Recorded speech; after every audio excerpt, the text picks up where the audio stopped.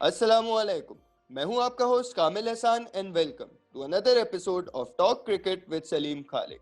बहुत disturbing news आई है New Zealand से जब हमें पता चला कि 6 पाकिस्तानी क्रिकेटर्स कोविड-19 के लिए पॉजिटिव टेस्ट कर चुके हैं। हम चलेंगे सलीम खालिक सर की तरफ। सर अस्सलामुअलैकुम।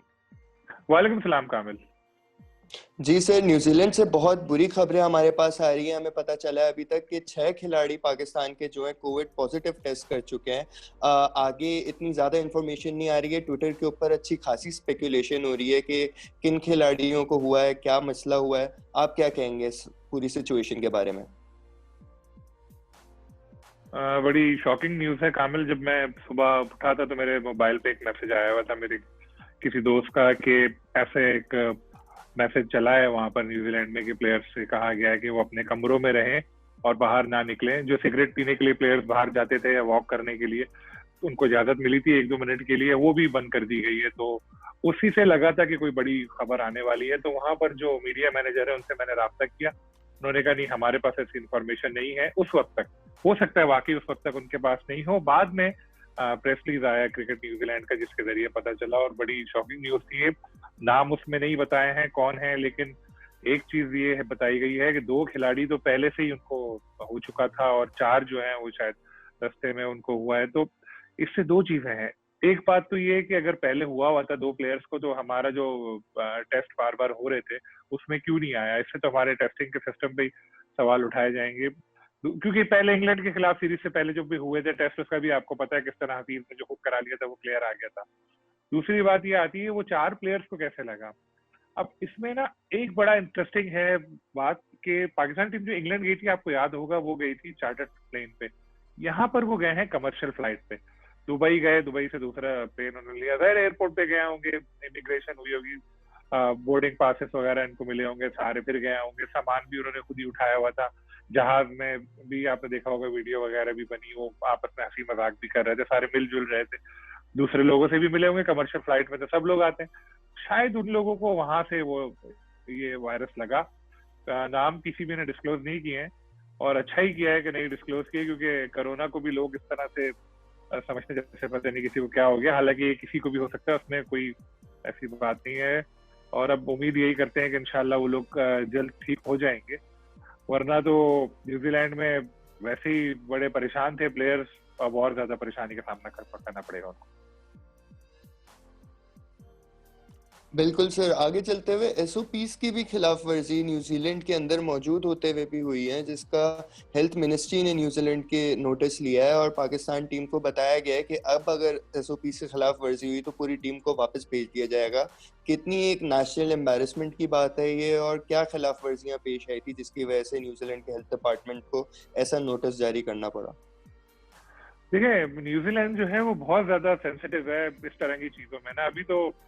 ये तो अभी की बात है। जब मैं न्यूजीलैंड गया था तो जिस फ्लाइट से मैं वापस जा रहा था, उसी फ्लाइट से पाकिस्तानी टीम भी वापस जा रही थी। मुझे याद है जहाज पे जब हम लोग चढ़ने वाले थे तो उन्होंने एक कुत्ता छोड़ दिया था, लिटरली कुत्ता छोड़ दिया था उन्होंने। बहुत बड़ा सा कुत्ता आया और वो सबके ऊपर जो शर्ट थी, कोट थी, उनको सूंघ रहा था कि पता नहीं क्या कोई ऐसी खतरनाक चीज तो लेके नहीं जा रहे। तो एक हमारे साबिक क्रिकेटर हैं बड़े मशहूर, अभी भी वो स्क्वाड में है, वो तो बेचारे बहुत ज्यादा परेशान हो गए थे। मैं उस वक्त मेरे ध्यान में ये आया था, यार ये कैसा मुल्क है जो भी हमारे प्लेयर्स की इज्जत ही नहीं करता। लेकिन किसी ने मुझे कहा उनका रूल है, कोई भी आए वो उसी तरह वो करते हैं। इसी तरह एक दफा और न्यूजीलैंड में हुआ था कि इंडियन टीम जब गई थी तो सौरव गंगुली और हरभजन सिंह के सामान में जो जूते रखे थे पुराने, उसमें मिट्टी लगी हुई थी। उसकी वजह से उन्होंने $200 दोनों पे जुर्माना किया था। ये बैकग्राउंड में मैं इसलिए लेके जा रहा हूँ कि वो हमेशा से बहुत ज्यादा सेंसिटिव है इस तरह की चीजों में। और अब तो कोविड की वजह से और ज्यादा उन्होंने एहतियात शुरू कर दी है, और वहां पर इतने ज्यादा केसेस भी नहीं है, तो वो चाह नहीं रहे कि बाहर से आए। जहाज में जब पाकिस्तानी टीम दुबई से ऑकलैंड की फ्लाइट के लिए बैठी, उसी वक्त एक हेल्थ ऑफिसर वहां मौजूद था जिसने बताया नहीं था कि वो हेल्थ ऑफिसर है। लेकिन एक वक्त ऐसा आया जब एक क्रिकेटर और एक कोच आपस में बैठे बातें कर रहे थे, तो वो क्रिकेटर ड्राई फ्रूट लेकर आया, उसने उसको कोच को दिए, तो कोच ने अपना मास्क नीचे किया, ड्राई फ्रूट खाते खाते बातें करने लगे। तो वो साहब आए, उन्होंने आके बोला कि जी मास्क पहन ले। वो कोच समझे कि जी शायद ये बात कर रहे हैं वैसे ही, उन्होंने कहा जी मैं पहन लूंगा। उन्होंने कहा जी आप पहने, अभी मैं हेल्थ ऑफिसर हूँ ना न्यूजीलैंड का। मतलब उससे पहले जब पाकिस्तान में जिम्बाब्वे से सीरीज हुई, पीएसएल के मैच हुए, और जो डोमेस्टिक क्रिकेट वगैरह हो रही थी, उधर जो टेस्ट इनके हो रहे थे कोविड टेस्ट, उस सब की रिपोर्ट्स भी न्यूजीलैंड जा रही थी। मतलब इतने पहले से वो इतने ज्यादा मोहतात थे। टीम जैसे लैंड की ऑकलैंड में, वहां आर्मी ने पाकिस्तान टीम के साथ आ गई, आर्मी के लोग ही थे, वही लेकर गए उनको। और वहां पर जो शाहिद असलम वाला वाकया है वो मैं आपको बाद में बताऊंगा। तो उसके बाद होटल लेके गए, 4 ग्रुप बने, PK1, PK2, PK3, PK4। इनको 3 दिन तक तो क्वारंटीन करना था अपने कमरों में, कहीं बाहर नहीं निकलना था, खाना वाना सब वही था उनका। उसके बाद 3 दिन के बाद 4 से लेके 14वें दिन तक, यानी मजीद जो है वो 11 दिन या 10 दिन जो था, वो क्वारंटीन ऐसा था उनका कि वो अपने जो प्लेयर्स हैं ना उस ग्रुप के, वो ग्रुप के लोग एक साथ ट्रेनिंग कर सकते थे, एक साथ जा सकते थे। लेकिन इन 3 दिन के बीच में ही एक जो चंद खिलाफ वर्जियां हुई। एक चीज मैं बताऊं, बड़े जो खिलाफ वर्जियां हुई वो कोई बहुत बड़ी नहीं है, बहुत छोटी छोटी थी, लेकिन रूल इज रूल। जैसे कि उन्होंने कहा था कि आपका खाना कमरे के बाहर रख के जाएंगे, दरवाजा नॉक करेंगे, कुछ सेकंड बाद आप दरवाजा खोल के खाना उठा लीजिएगा मास्क पहन के। मगर खाने का भी ये है कि एक दिन पहले ही कमरे के अंदर रख दिए जाते हैं, बता दिए जाते हैं कि जी ये मेन्यू है, आपको जो चाहिए 3 दफा का खाना मिलता है वो मिलता है। तो हमारे कुछ प्लेयर्स ने ऐसा किया कि जब वो खाना आया, खाना खाने के लिए लेने के लिए उन्होंने मास्क पहने बगैर बाहर गए और खाना ले लिया, और दूसरे कमरे में कोई दूसरा 2 खिलाड़ी खड़ा था तो उससे गपशप लगाने लगे अपने कमरे में रहते हुए। तो ये इसको खिलाफ वर्जी कंसिडर किया गया, एक आज जो मुझे पता चली है इस तरह की।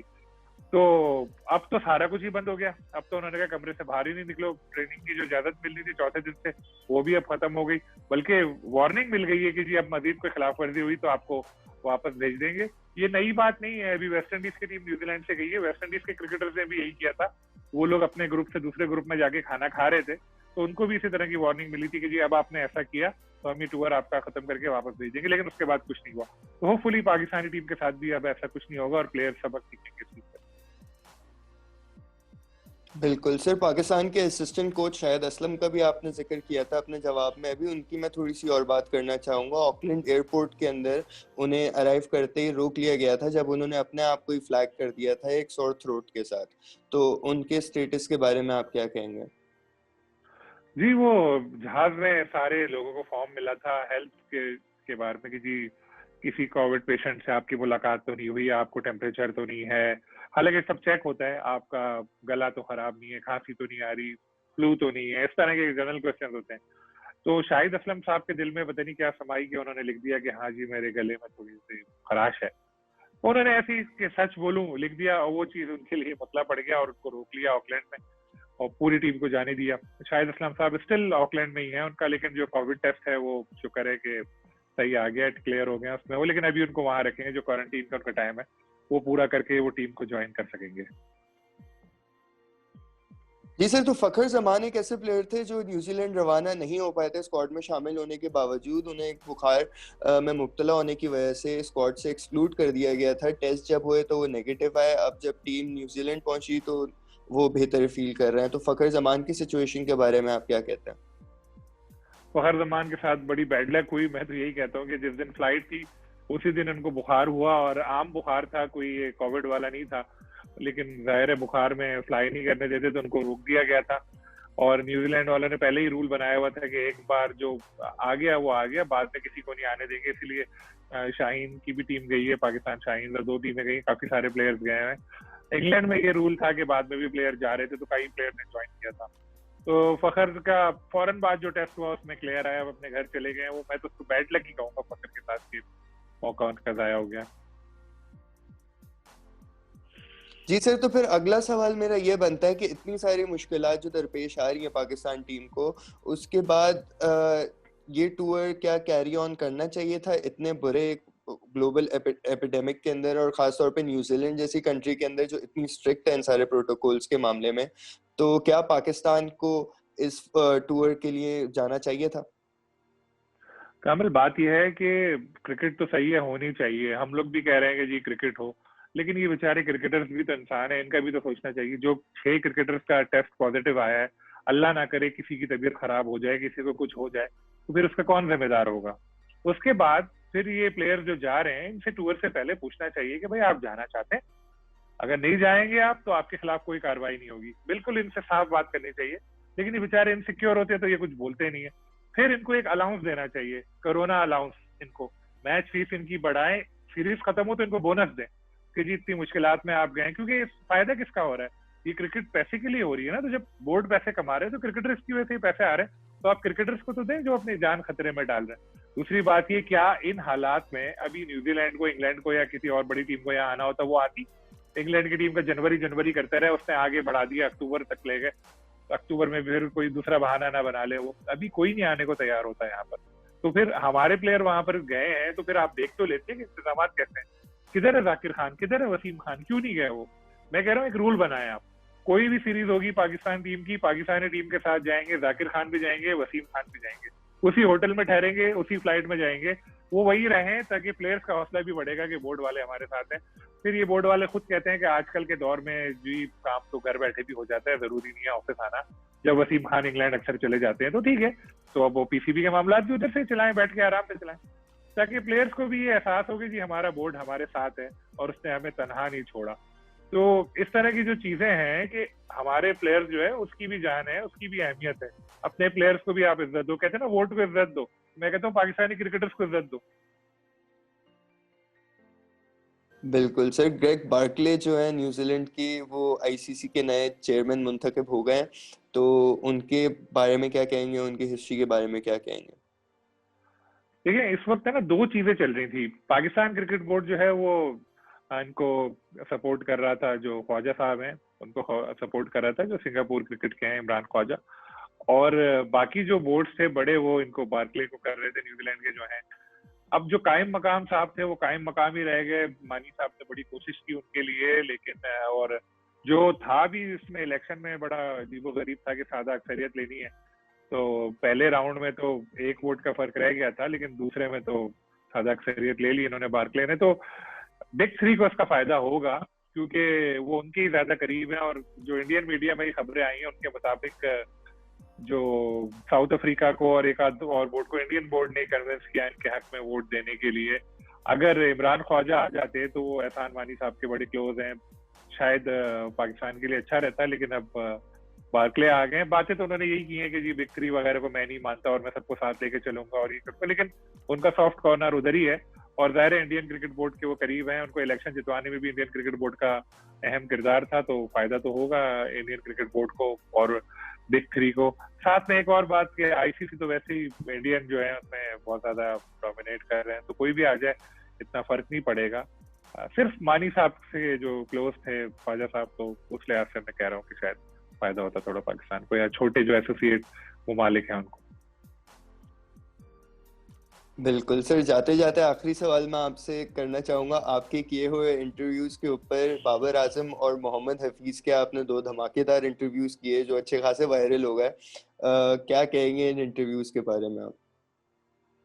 जी हफीज वाला जो इंटरव्यू था वो तो ऐसा चला, वो एक जुमला उन्होंने जो हफीज ने कह दिया कि मेरा 12 साल का बच्चा जो है वो भी रमीज राजा से ज्यादा क्रिकेट को समझता है, ये एक जुमला जो, ये क्लिप जो थी पता नहीं कहाँ कहाँ चली गई, बड़ी वायरल हो गई वो। तो मैंने रमीज राजा साहब को भी मैसेज किया था और उन्होंने देख भी लिया मैसेज, जो टेक आ रहा था व्हाट्सएप पे। मैंने उनसे कहा था कि जी आप भी अगर बात करना चाहें हमसे तो हम बिल्कुल तैयार हैं, लेकिन उन्होंने इसका रिप्लाई नहीं किया। शायद उनको थोड़ा बुरा लगा होगा क्योंकि हमने तो बोला नहीं, तो हफीज ने जो कहा था। लेकिन एक और बात मैं आपको बताऊं, पाकिस्तानी क्रिकेटर इससे बड़े खुश हुए। मुझे पता चलता रहता है कि क्लिप उन्होंने अपने व्हाट्सएप पे भी एक दूसरे को भेजी और सब बड़े खुश थे। वो कह रहे थे जरूरी है, साबिक क्रिकेटर्स के जो मुंह में आता है हम लोगों को बोलते रहते हैं, तो उनको कभी कभी इस तरह से बोलना भी जरूरी है। तो और तो किसी में चलो हिम्मत नहीं थी इतनी, हफीज सामने आए, उन्होंने बोला, तो हमारे दिल की आवाज है। रही बात बाबर आजम की, तो बाबर आजम जो है वो तो उनके वन लाइनर होते थे जवाब, आपको पता है जी अच्छा खेलूंगा, बहुत अच्छी तैयारियां हैं। लेकिन अब पीसीबी उनके ऊपर बड़ी मेहनत कर रहा है, ऑफ द फील्ड उनकी पर्सनैलिटी ग्रूम कर रहा है, उनको बोलने के बारे में बता रहे हैं। तो इस दफा इंटरव्यू में मुझे भी मजा आया, उन्होंने बड़े सेंसिबल जवाब दिए। खासतौर पर जो मैच फिनिश ना करने वाला था उन्होंने माना उस बात को कि हाँ जी वो उनकी खामी है उसको वो दूर करेंगे। तो बड़ा अच्छा लगा मुझे ये दो इंटरव्यू करके, और आई होप लोगों ने भी उनको बड़ा पसंद किया। तो बस इसी तरह सिलसिला चलता रहे तो इंशाल्लाह अच्छा रहेगा। Thank you so much Saleem Khaliq साहब फॉर जॉइनिंग अस। ये था हमारा show talk cricket with Saleem Khaliq. Hope you enjoyed it. अगर आप हमें कोई मैसेज भेजना चाहते हैं तो आप मुझे ट्वीट कर सकते हैं @कामिल_ब्रेकडाउन। अगर आप सलीम खालिक सर से बात करना चाहते हैं तो आप उन्हें ट्वीट कर सकते हैं @सलीम खालिक। टिल नेक्स्ट टाइम, अल्लाह हाफिज।